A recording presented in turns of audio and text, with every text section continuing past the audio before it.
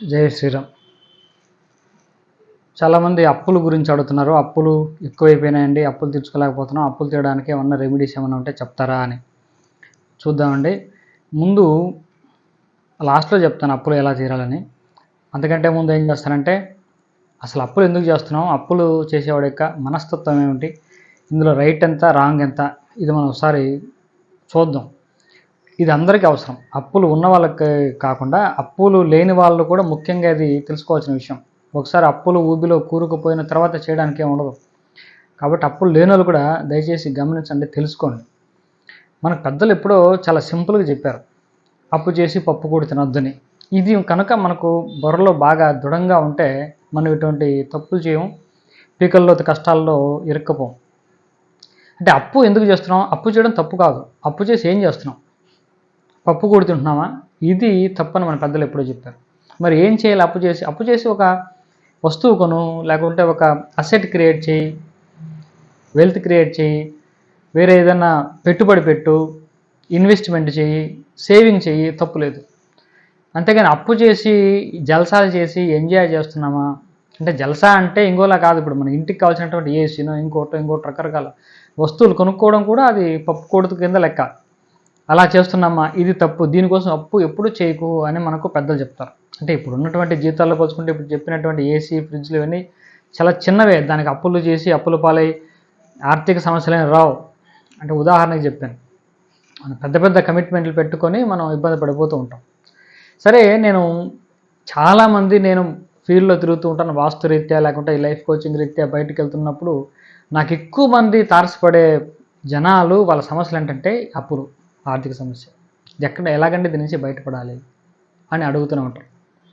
నేను ఇంతకుముందు ఈ ఫీల్డ్లోకి రాకముందు జనాల్లో నేను కలిసి చూడకముందు నేను అనుకునేవాడిని, ఆర్థిక సమస్యలు దేనివల్ల వస్తాయి అంటే సరైన ఆదాయం లేకపోతే ఆర్థిక సమస్యలు ఉంటాయి.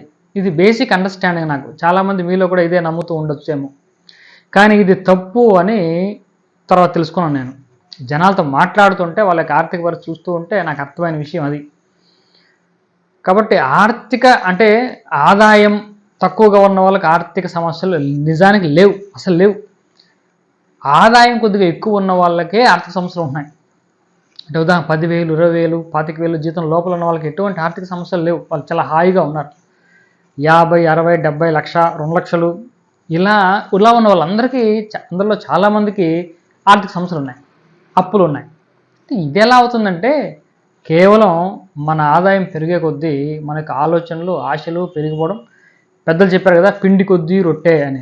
పిండి కొద్దీ రొట్టె అనే దాన్ని పక్కన పెట్టేసి పిండికి మించిన రొట్టెలు మనం తయారు చేయాలన్న ఆలోచన రావడమే దీనికి మూల కారణం. చాలా సింపుల్గా చెప్పారు పెద్దలు, అవన్నీ మనకు బుర్రలో వేసుకోవాలి. పిండి కొద్దీ రొట్టె ఉంటుంది ఎప్పుడైనా, మనం అంతకు మించి రొట్టెలు తయారు చేయాలనుకుంటే ఎలా చేస్తాం? సరే, ఇప్పుడు ఈ అప్పుల ఊబిలో ఎలా కూరుకుపోతాడు, ఇవన్నీ తెలిసి ఉండొచ్చు, ఇవన్నీ మేము కూడా విన్నామండి చిన్నప్పటి నుండి అని చెప్పచ్చు, వెరీ గుడ్. కానీ మరి ఎందుకు అంత తెలిసినోడు అప్పుల ఊబిలో కూరుకుపోతున్నాడంటే, ఇదొక ట్రిక్, మాయాజాలం జరుగుతుంది ఇక్కడ. ఆ మాయాజాలం ఏంటో అప్పు లేని వాళ్ళు దయచేసి గమనించండి. ఎప్పుడు మనం పూర్తిగా పీకల్లో తప్పుల్లో కూరుకుపోతామో మనకు తెలియకనే జరిగిపోతుంది ఇది. కాబట్టి మనం ఎప్పుడు అలర్ట్గా ఉండాలి. సరే, ఉదాహరణకు ఒక వ్యక్తి ఒక 20 లక్షల రూపాయల్లో ఒక ఆస్తి కొనాలి, సైట్ కొనాలి. తప్పు లేదు, ఇప్పుడు అప్పు చేయకుండా కొనలేడు. ఇప్పుడు తన దగ్గర ఎంత ఉంటుంది డబ్బు, ఒక 5-6 లక్షల కంటే ఎక్కువ ఉండదు. ఇప్పుడు ఏం చేస్తాడు, కొంత బ్యాంకులో ఏదో పర్సనల్ లోన్కి ఏమైనా అప్లై చేస్తాడు, ఇంకొంత ఒక 5 లక్షలు ఇంట్లో ఉన్న గోల్డ్ లాంటివన్నీ పెట్టేస్తాడు. ఇంకొక 5 లక్షలు కావాలి, 5 లక్షలు ఫ్రెండ్ని అడుగుతాడు, బదులు అడుగుతాడు, తెచ్చుకుంటాడు, ఈ ఆస్తి కొనుక్కుంటాడు. ఇది సూపర్, ఇందులో ఎటువంటి సమస్య లేదు. ఇలా అందరూ చేయమని నేను చెప్తున్నా, అందరూ చేయండి బ్రహ్మాండంగా. మనకు సంపూర్ణంగా 20 lakhs చేతిలో పెట్టుకొని సైట్ కొనాలంటే అది ఇంపాసిబుల్, ఎవరు కొనలేరు. మన 5 లక్షలు చేతిలో ఉన్నా సరే గోల్డ్లో కొంత, లేకుంటే చేయి బదులు కొంత, మన బంధువుల్లో తెలిసిన వాళ్ళు కొంత తీసుకోండి, బ్యాంకులో తీసుకోండి, కొనండి ఆస్తి.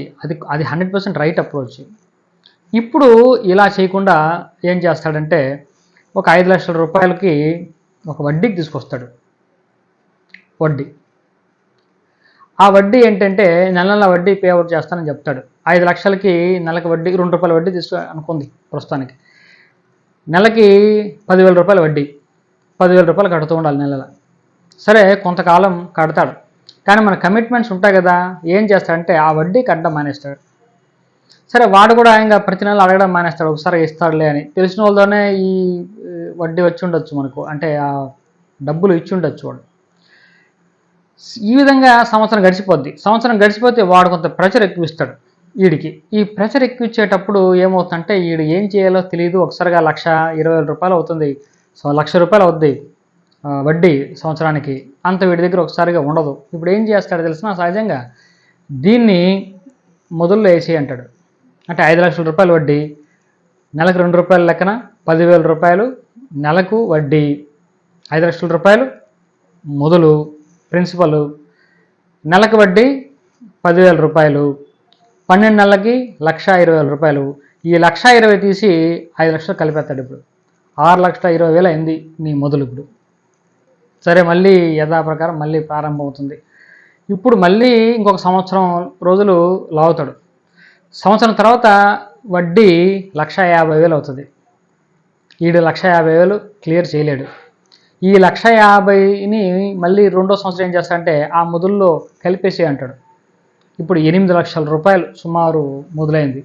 ఇప్పుడు వాడికి పెద్ద బడన్. ఇక్కడ ఎప్పుడైతే వడ్డీని తీసి మొదల్లో కలిపాడో ఇది మనకు ఆరెంజ్ లైటు.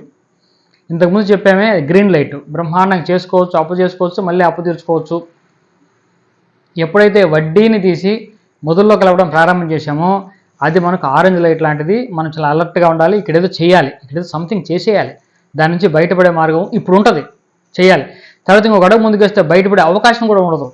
ఈ ఆరెంజ్ లైట్లోనే మనం ఏమన్నా చేసుకోవాలి. అంటే వడ్డీని తీసి మొదలు కలుపుతున్నామా, అది ఆరెంజ్ లైటు, చాలా ఇండికేషను, చాలా జాగ్రత్తగా ఉండాలి, ప్రమాద హెచ్చరిక నెంబర్ 2 అంటారే ఆ విధంగా. దాని నుంచి బయటపడలేడు, అయిపోయింది.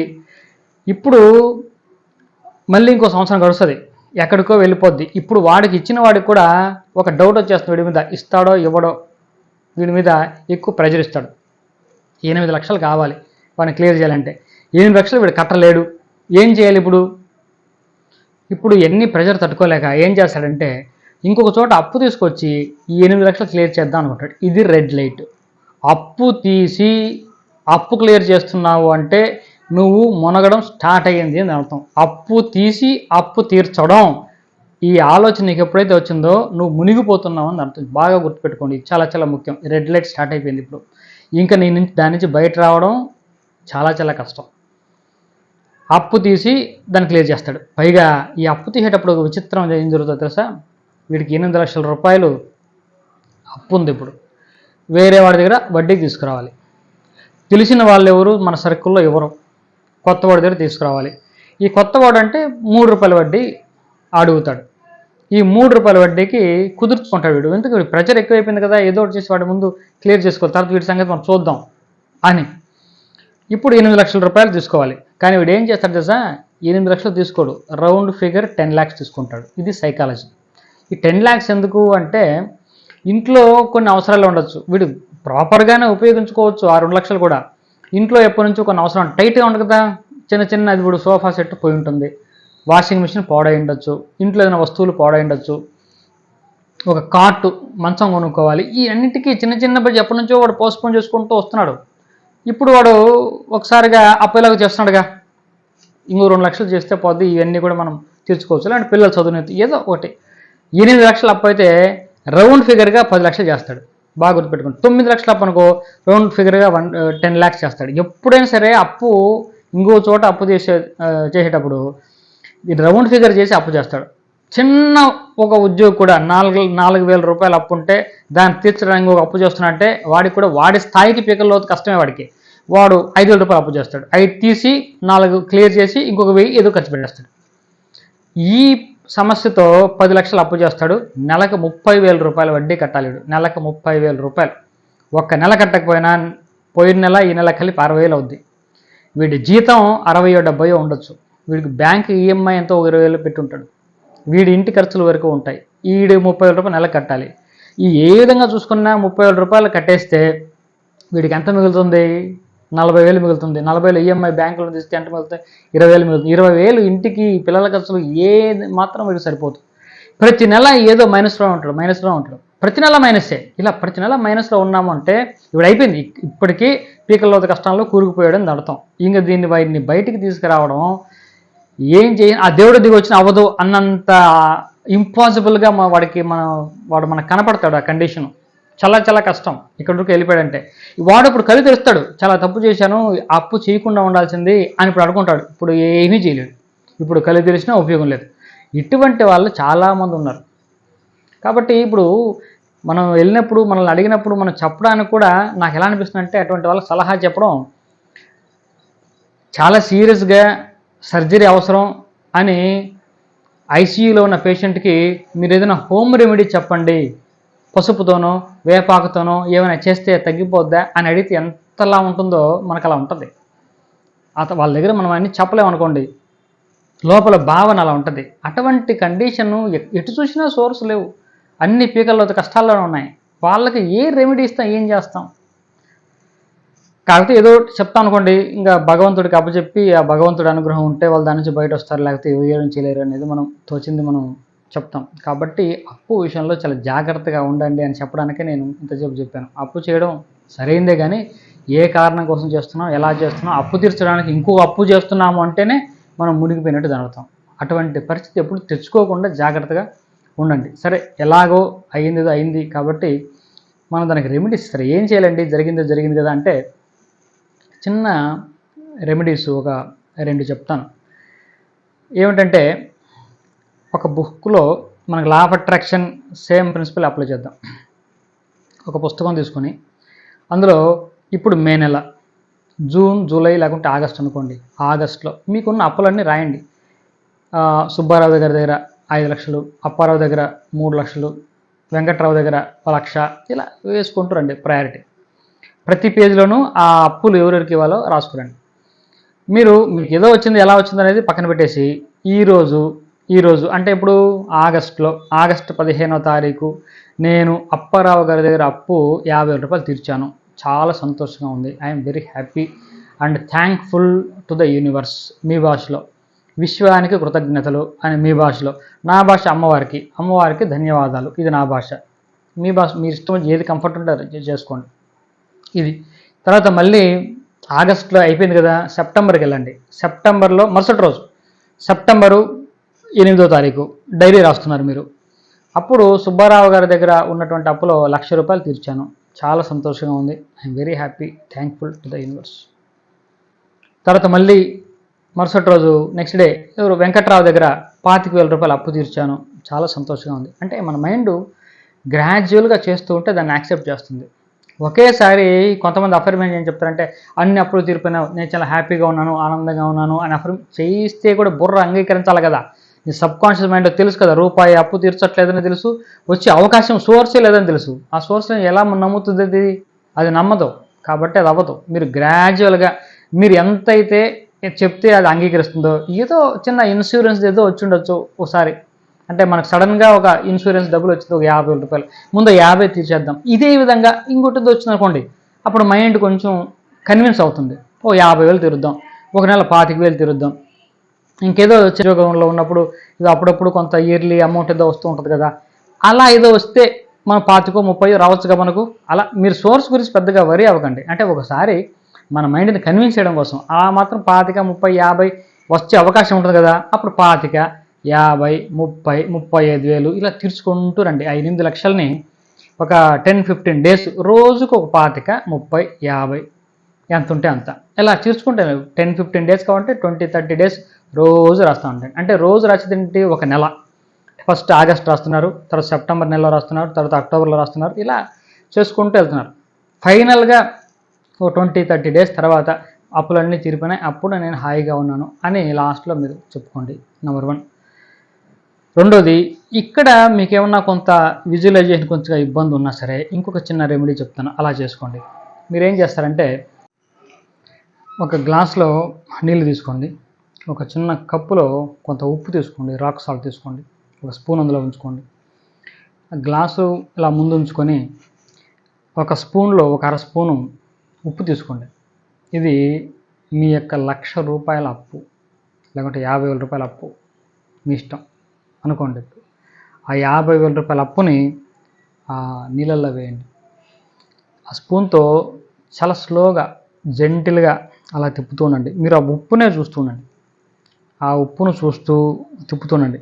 నా ఉప్పు అంటే నా అప్పు రోజు రోజుకి తీరుతుంది, ప్రతి నెలా కూడా నేను అప్పు తీర్చగలుగుతున్నాను అని ఆలోచన చేస్తూ ఆ ఉప్పునే చూస్తూ ఉండండి. ఎప్పుడైతే ఆ ఉప్పు పూర్తి కరిగిపోయిందో మీరు భావిస్తున్నటువంటి ఆ అప్పు అంటే ఉప్పు రూపంలో ఉన్నటువంటి అప్పు పూర్తిగా పోయింది అని అర్థం. అంటే 50,000 పోయింది. ఇంకోసారి ఒక ₹1,00,000 అప్పు తీసుకోండి, ఒక స్పూన్లో మళ్ళీ అందులో వేయండి, ఇది ₹1,00,000. అలా స్లోగా జెంటిల్గా తిప్పుతూ ఉండండి. ఆ ఉప్పు పూర్తిగా డిసప్పియర్ అయ్యే వరకు తిప్పండి. ఆ ₹1,00,000 అప్పు తీరిపోయింది. ఈ విధంగా మల్టిపుల్ టైమ్స్ చేయండి. దగ్గరలో ముందు మన మైండ్ సెట్ కుదిరిపడుతుంది. మైండ్ సెట్ ముందు కొంచెం శాంతిలో ఉండాలి. ఈ అప్పుల బాధలో కూరుకున్న వాళ్ళకి అశాంతి ఎక్కువైపోయి రకరకాల ఆలోచనలు వచ్చేస్తాయి. మనల్ని మనం అంతం చేసుకోవాలన్నటువంటి ఆలోచనలు కూడా అప్పుడే కలుగుతూ ఉంటాయి. కాబట్టి ముందు మన మనశ్శాంతి వస్తుంది, తర్వాత భగవంతుడు ఏదో దారి చూపిస్తాడు. ఇది నమ్మకం. తర్వాత భగవంతుడు నమ్ముకుంటాం కాబట్టి ఒక మంత్రం కూడా చెప్తాను. మంత్రం అయితే కాదు, ఇది మంత్రాలు ఇలా చెప్పం, ఇది మంత్రం కాదు, నామమే, కానీ మంత్రంగా మనం చేసుకుంటాం. ఇది అందరికీ తెలిసిందే. నేను చెప్తే ఇది ఓ సింతేనా అంటారు, కానీ చేసి చూడండి, దాని శక్తి ఏంటో అర్థమవుతుంది మీకు. శ్రీనివాసాయ నమః, శ్రీనివాసాయ నమః అంతే. ఆ వెంకటేశ్వర స్వామి కంటే మన అప్పు తీర్చే నాథుడు దిక్కు ఇంకొకరు లేదు అని నమ్మండి. రోజు శ్రీనివాసాయ నమః అని రాయడం కానీ జపం చేయడం కానీ చేయండి. కనీసం 108 సార్లు, మీ యథాశక్తి. అంతకంటే ఎక్కువ 1000 సార్లు చేసినా సంతోషమే. భగవన్ నామం మేము అప్పు తీర్చడమే కాదు, మీకు అన్నిటినీ అది ఇవ్వగలదు. నామానికి ఉన్నటువంటి శక్తి అది. కాబట్టి శ్రీనివాసాయ నమః, శ్రీనివాసాయ నమః అని పదే పదే జపం చేయండి, లేకుంటే రాయండి. ఈ 3 చేయండి. తొందరలోనే ఆ శ్రీనివాసుడి అనుగ్రహంతో మీరు అప్పుల నుంచి బయటపడగలరు. స్వస్తి.